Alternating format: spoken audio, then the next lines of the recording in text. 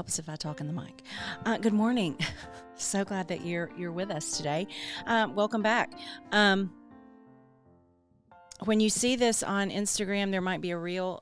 I don't know if you follow me on Instagram. If you're listening, of course, if you're listening to this, you definitely follow me on Instagram. Otherwise, you wouldn't know I exist.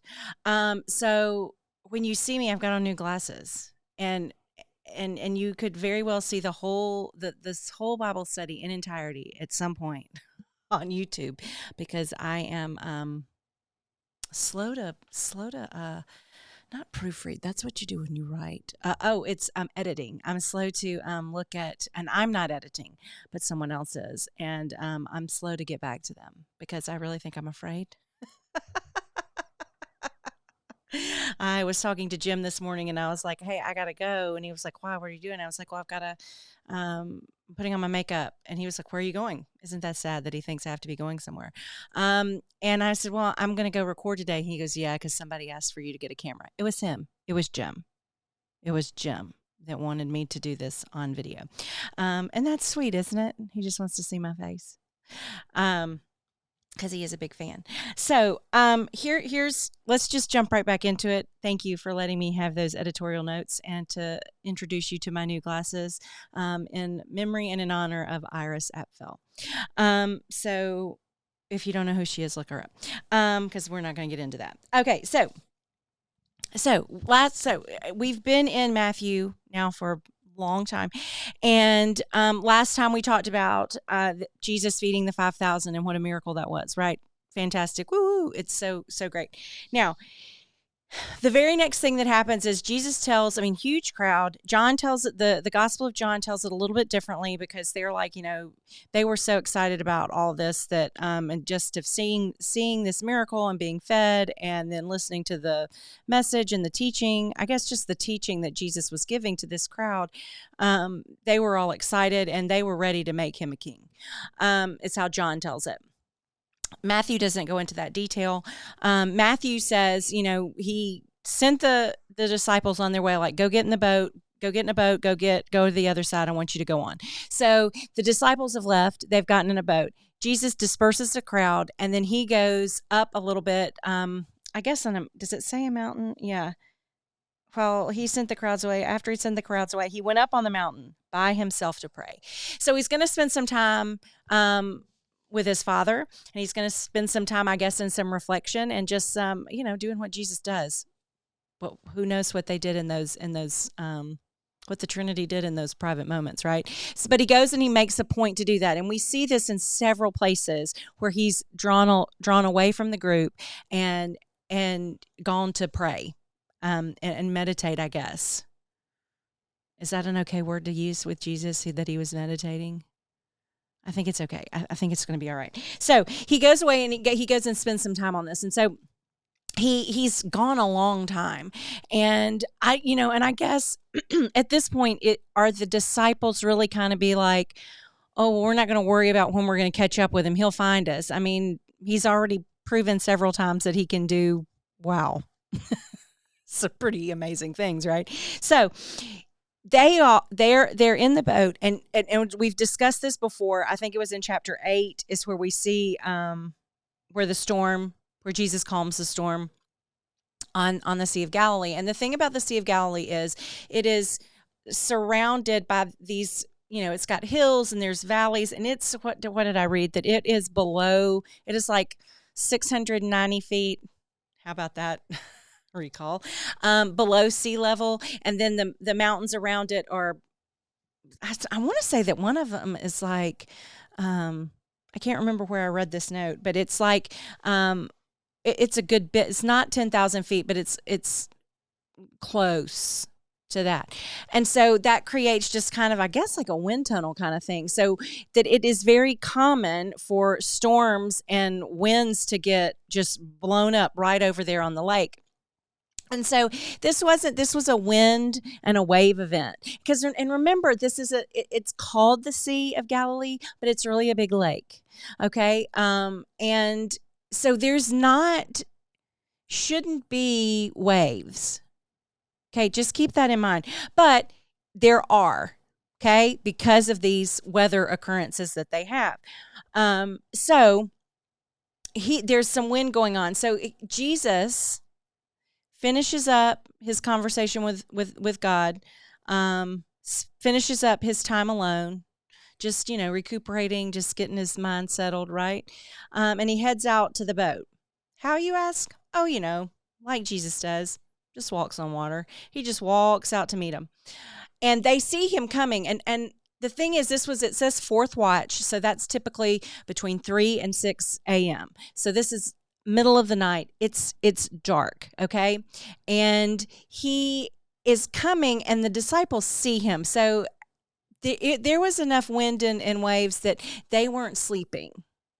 Okay, so they were already up, and they see something coming, and they freak out, and they're like, "Oh my gosh, there's a ghost! There is a ghost on the water!" Because never in their minds, did they think that he would walk on the water to get out to them. Okay, they might think that he would just show up, maybe that they would just look over, and there he'd be sleeping on the deck like he did in chapter 8. When he calmed the sea.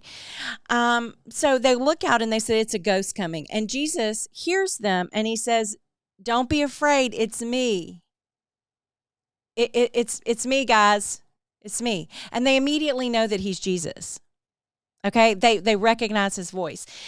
But Peter, being Peter, has to take it up a notch, doesn't he? He has to take it up a notch.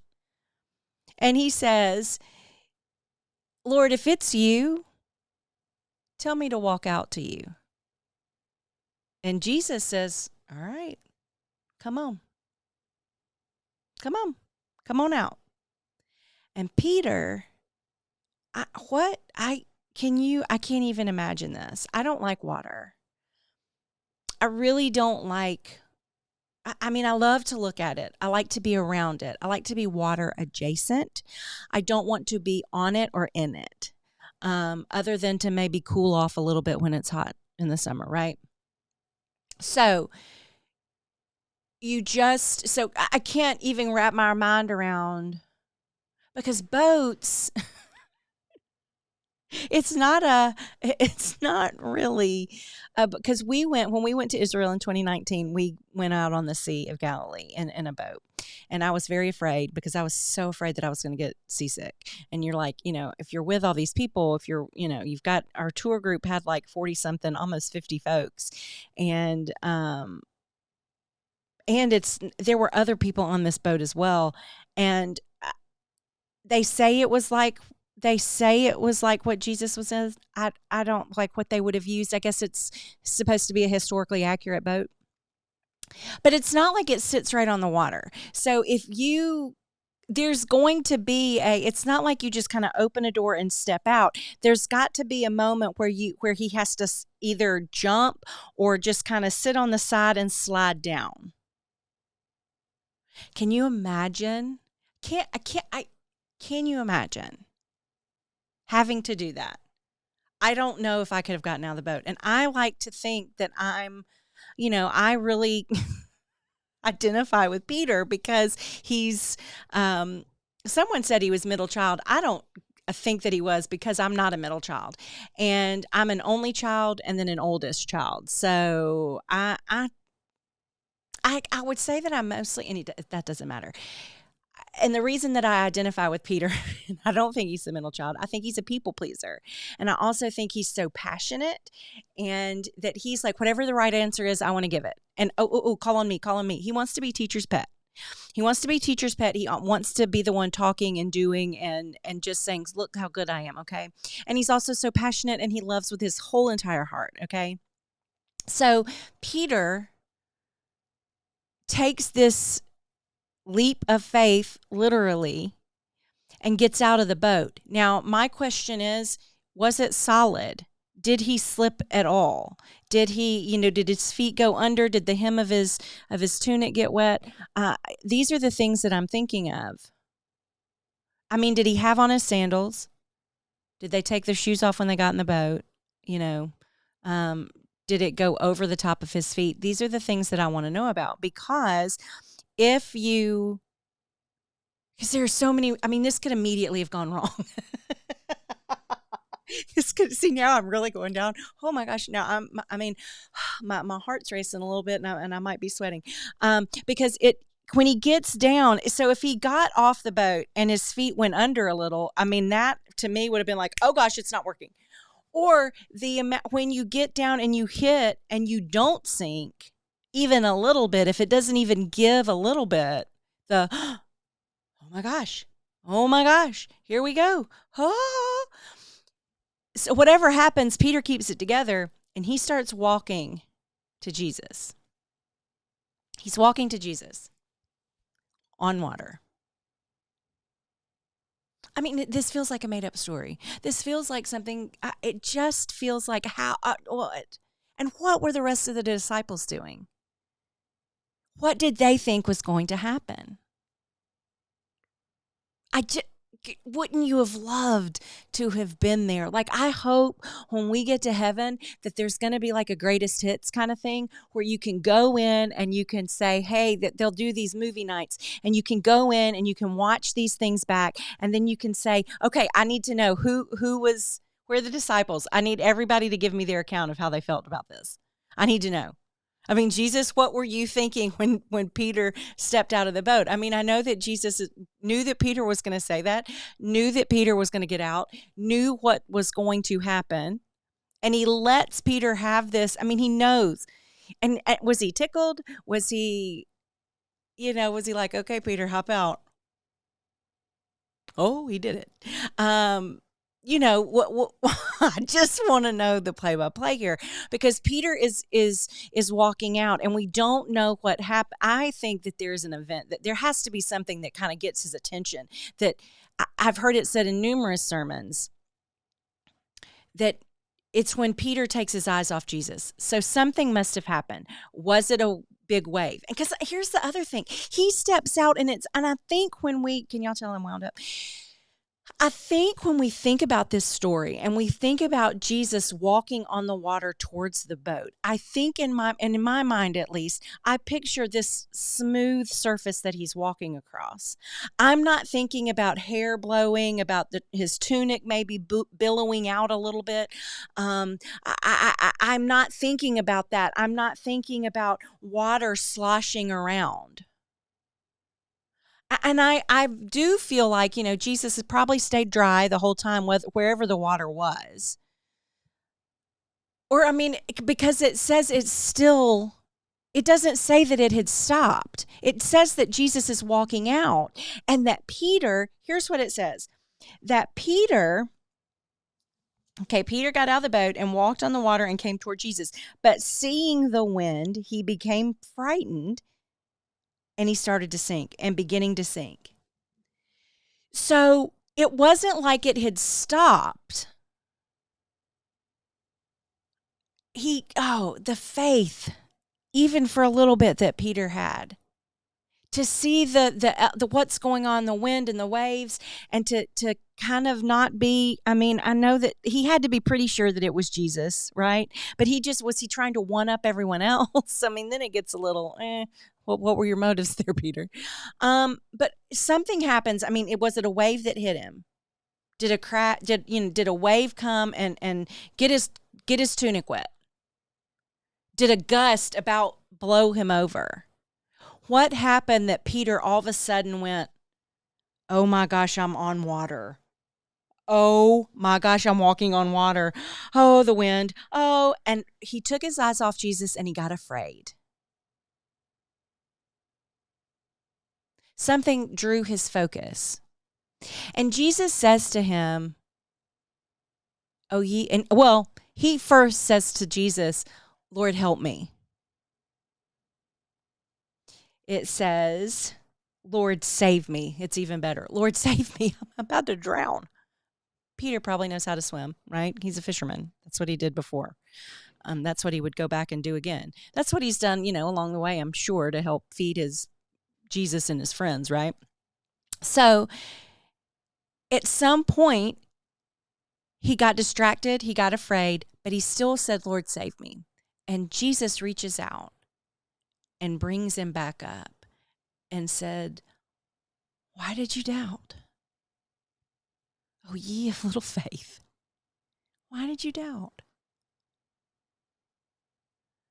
We don't know what Peter's response is.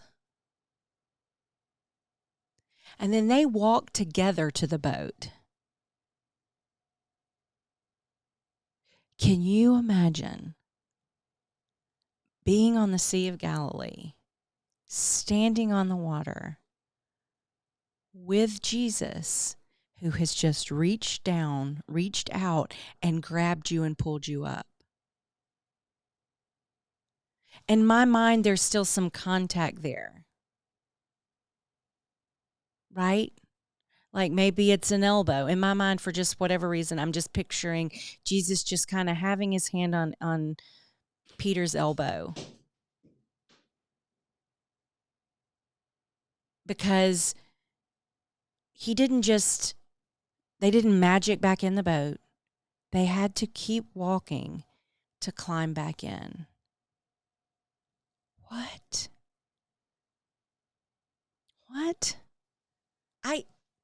The whole thing, it just levels up. This whole story just levels up. Each line you read, you're like, what? Oh my gosh. Jesus is walking on water. Oh, Peter's walking on water. Oh, Peter's drowning. Oh, now they're both walking on water together. They're getting back in the boat. And when they step back in the boat, you know what happened? Calm. The winds died down. The waves died down. They went on their merry way. Okay. So I have this Bible. It's the C.S. Lewis Bible. And it's the New Revised Standard Version. It's nothing. It's not a commentary or a translation written by C.S. Lewis. It's just interspersed with some of his writings in there. And what it says with this, this was an interesting take, I thought. This is what C.S. Lewis says for reflection. It's from a letter to Mrs. Lockley. I don't know what that means, who Mrs. Lockley is, but it was written on in March 5th, 1951. So it says, I do get that sudden feeling that the whole thing is hocus pocus, and it now worries me hardly at all. Surely the mechanism is quite simple, skeptical, incredulous.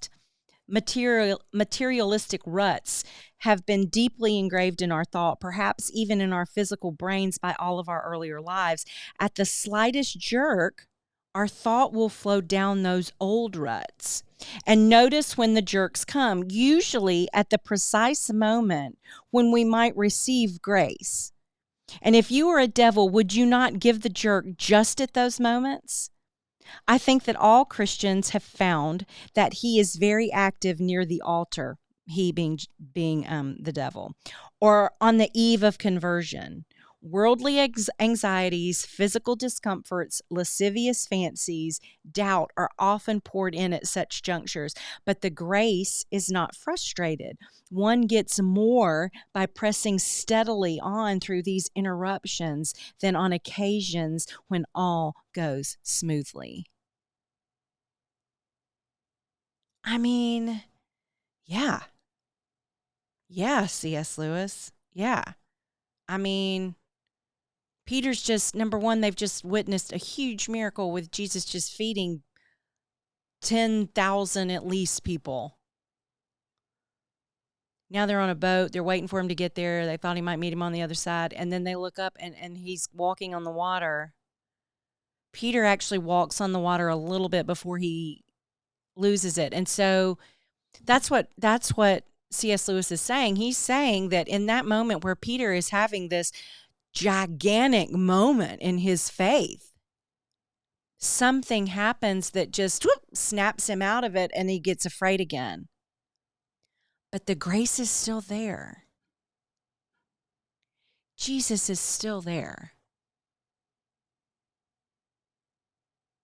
Wow. I just can't.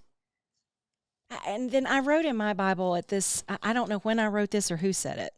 That's why I usually try to write who said it and when I heard it. But here's what someone said. Expect God to show up and recognize him when he does. Wow. Are you going to get out of the boat? If you're praying about something, and you don't have to be out, this is a figurative boat, metaphorically speaking. If you are praying about something in a situation, you don't know what to do, you're really struggling with something, and you know that the Lord is saying, come on, come on, step out. Are you getting out? Because I know that there are times when you might, well, gosh, when I've done this, I mean, doing this now, doing this podcast, doing these Bible studies for the whole world to see. It's a little scary, especially now that my face goes with it.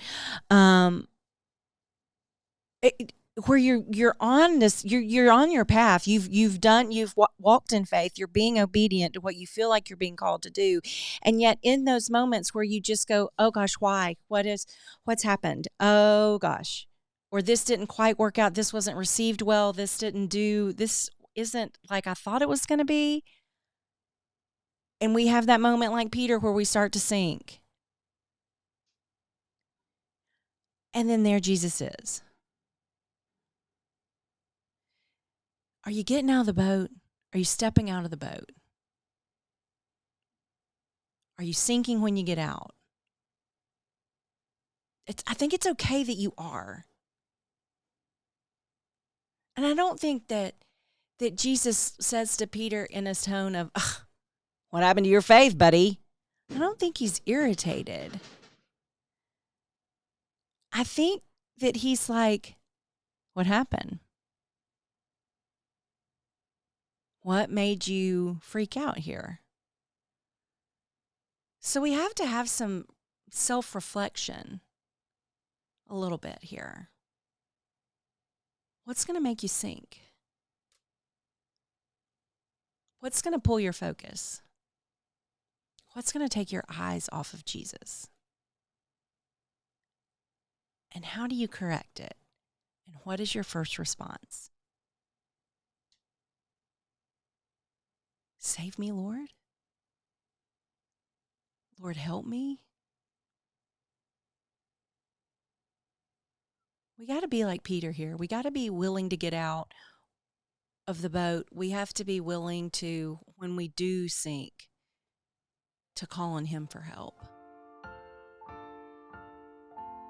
Are you getting out of the boat? Jesus loves you.